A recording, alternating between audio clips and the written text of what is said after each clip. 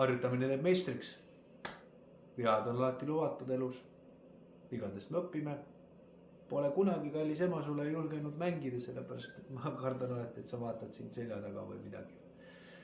Aga ma soovin sulle palju õnne sünnipäevaks ja kogu eluks, ülejäänud eluks, palju armastust, hästi palju armastust, et sa leiaksid endale see õige mehe ja kunagi ei ole hilja ja hästi palju sulle tervist ja hästi palju aastaid veel sulle.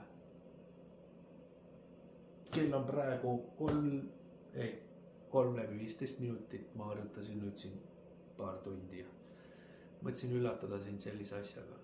Nii et ilusat sünnipäeva sulle ja me juba laupäeva näeme.